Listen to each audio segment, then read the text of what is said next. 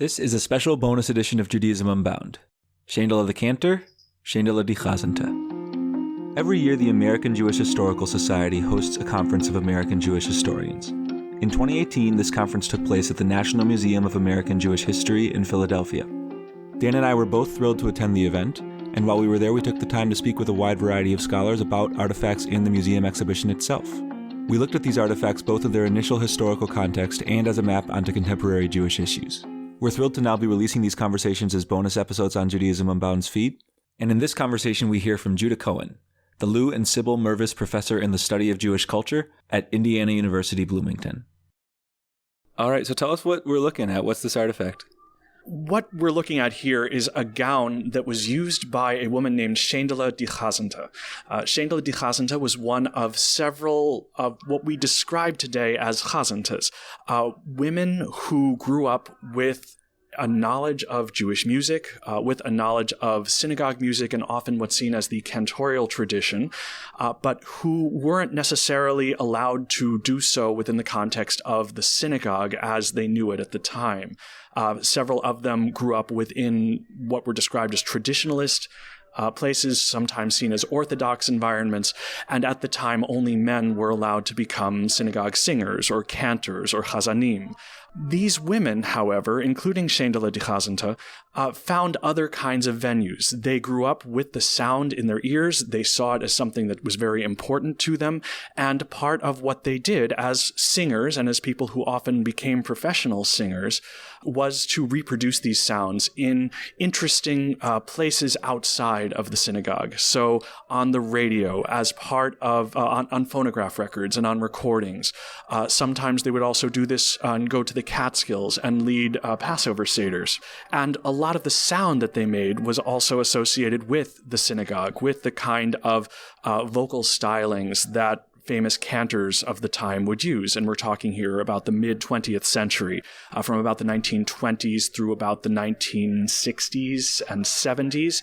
And so these women would provide that kind of a sound that was considered very different from one perspective, but also really in certain ways seemed to approximate what people heard in the synagogue from men. I'm noticing her name Sheyndele, and I'm curious to ask about language a little bit. So Sheyndele sounds like a Yiddish-flavored, Yiddish-inflected name.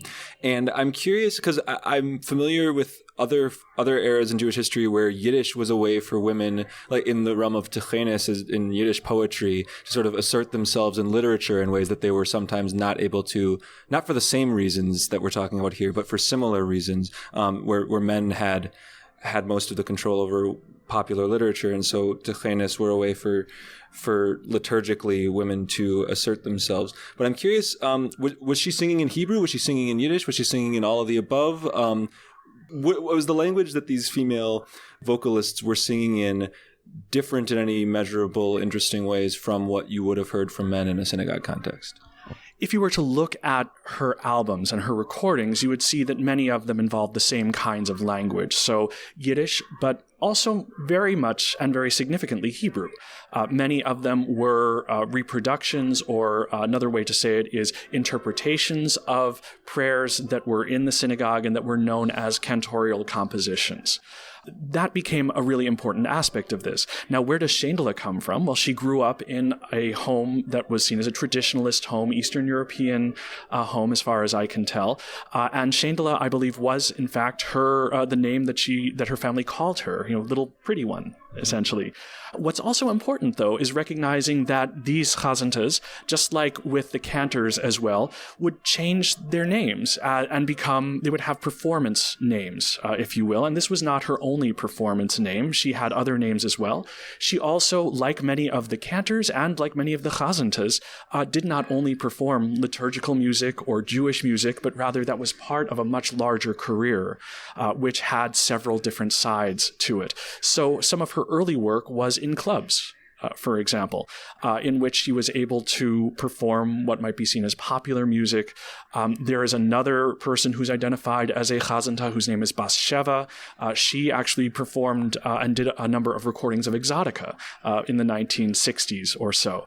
So really what you're looking at here is someone who is able to take on a particular persona to create a name that's associated with that persona. In this case, Sheyndele die Chazante, a one-named woman and her occupation, or at least seeing a way to create some kind of a title. And that was pretty common at the time, even among male singers.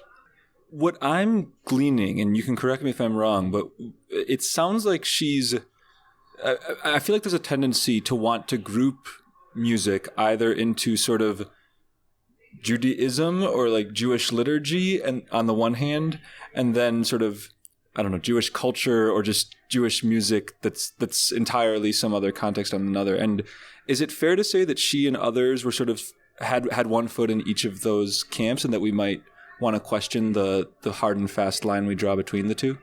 That's a really good question, and it's one that has been debated not just by scholars, and not just by lay people, but also by the presenters themselves, also by the singers themselves.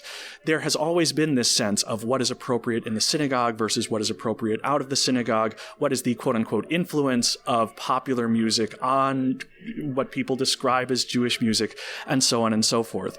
And the way that I could give as a good answer would be that on a practical level, there often was a great deal of a great range of what people would do. You can't necessarily be a singer and only do one style of music. You might become known for one style of music, but in order to negotiate a career, you need to really present a wide variety, or be able to show a wide variety. At the same time, there were all of these attempts to try and professionalize Jewish singers. That's one reason why the cantorate arose in the late 19th century, as a way to try and take these singers and give them a career as Jewish singers, as people that would emphasize Judaism.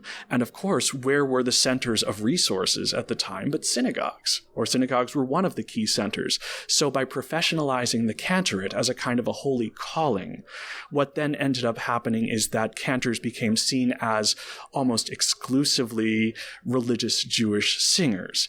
And then you would hear of cantors like Richard Tucker or like Yosla Rosenblatt, who were deeply conflicted about singing opera, let's say, at the same time. These kinds of things also happened with the Chazantes, or with this group of women called the Chazantes, because they couldn't necessarily make a career only singing liturgical music in these kinds of alternative spaces. Rather, they also had to find other kinds of spaces where they were accepted and where they'd be able to take on other personae. I'm thinking about the famous movie The Jazz Singer, famous because it was the first theatrical production that was a talkie, and it culminates in the singing of Kol Nidre, of this paradigmatic moment of the Jewish calendar year that's recited on Yom Kippur. And I bring it up because the plot of that movie pokes at what I asked about before in terms of popular music on the one hand and liturgical music on the other. And so I guess whether it's about the jazz singer in particular or just more broadly, if you can expand a bit on how Jewish vocalists and Jewish musicians more broadly would have oriented to that question of music that is, I don't know, part of Judaism or however we conceptualize that versus or complementing music that is just music, if that makes any sense. Why did the jazz singer have such resonance, for example? And the jazz singer was not the first talkie. I mean, that's the other thing. The jazz singer was really the first movie that had a substantial amount of recorded sound that was used. But of course, it also had a substantial amount of silent segments as well. And it was one of several different formats of talkies that was being experimented with at the time. Why was this interesting? Well, partially because America was interested more broadly in this idea of what it means to think about music as belonging to one's heritage versus music as belonging to America. And this example that was used of this person who was torn between singing popular music and, in a sense, that singing popular music would require you to give up your heritage in some way or another, versus music of your heritage, which requires you to kind of stay within a particular group of people, but to be beloved by that people and to be loved by your family. That was something that certainly was a bigger question that was being seen at the time, and that you could see also in Irish music. You could see this in Italian music. You could see this even in African-American music, and various different attempts to try and define what is one form of music versus what is American music, and what's that line between being yourself, whatever yourself really is, and being that person who helps to bring together all of America in your voice and in what you sing. Coming back to the question of, in particular, women who were vocalists in the early to mid 20th century, what can we, bird's eye view, learn from their existence, from the work that they did, and why do we as scholars or as visitors to this museum or just as people benefit from exploring the history of Jewish music and its specific ramifications for women? I would look at Sheyndele de Chazante's gown. And I would look at this and say, well, from one perspective, if we looked at it from the point of view of the idea of the cantor as a male figure, of synagogue music as somehow emerging from some kind of a male tradition, then we can see what she does as a variant of male tradition. If you look at her gown, male cantors would wear gowns regularly when they performed, particularly, or when they presented prayer in synagogue, when they led prayer in synagogue, or presented their own interpretations of prayer. And yet for her, what we see is a kind of a modified version, one that would includes a kind of a centerpiece that is brocaded and that looks really something more like a dress rather than the kind of kittel style that you might often see within the male gown. Now, that's interesting. And if we were to keep it sort of focused on the 20th century and the early to mid 20th century, that's what we might think, that what these women did were, in a sense, exceptions. But if you look back and you try and look, as you said, bird's eye view, what you might see is something very different. What you might see ultimately is that this emerges as part of a much larger, not just political, but also aesthetic conversation that's taking place starting in the 18th and 19th century and leading into the 20th century about what quote-unquote Jewish music really is. When you start to go backwards and see that perhaps, in fact, in settings where genders were separated in the 19th and into the 20th century and even into the 21st century, women had voices just as much as men did. They just led those prayers, or they were involved in a different space. What happened by the end of the 19th century is that when men and women came together, it seems that men, in a sense, took that space and said that the only people that could really lead, at least for a while, were themselves male. And women's voices, even though they have continued, and they are continuous in Jewish tradition, were then regulated to smaller spaces, or were simply sort of written out of history as part of some kind of a Jewish musical tradition.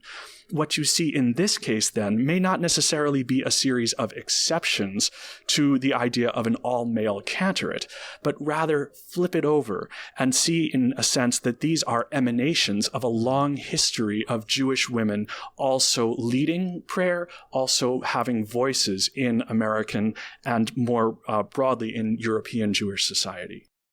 Any last thoughts on what we can learn from this beautiful gown? All I would say in this case is that it's fantastic to be able to see this gown laid out the way it is, and also to see it in a really great context, in a sense of seeing her right in front of a WEVD microphone, which in many ways really embodies this whole question of what it means to hear a woman's voice singing liturgical music or singing music associated with Jewish religious and cultural identity in the mid-20th century. Here you have, in a sense, someone who is seen as an exception, but who is exception to a larger male tradition, but who is also broadcasting her voice to many, many thousands of people who are excited to listen to her. And that, I think, really embodies this really interesting dual identity of Sheyndele de Chazante's identity and Sheyndele de Chazante's world. We hope you've enjoyed listening into this bonus episode of Judaism Unbound, and we also encourage you to check out all of our other historical bonus conversations by heading to Apple Podcast or Stitcher or Overcast or anywhere else where podcasts are featured. As always, we encourage you to be in touch with us, and you can always hit us up via email at dan@judaismunbound.com or lex@judaismunbound.com with any questions, follow-ups, concerns, comments, whatever you've got. So thanks so much for listening, and with that, this has been Judaism Unbound.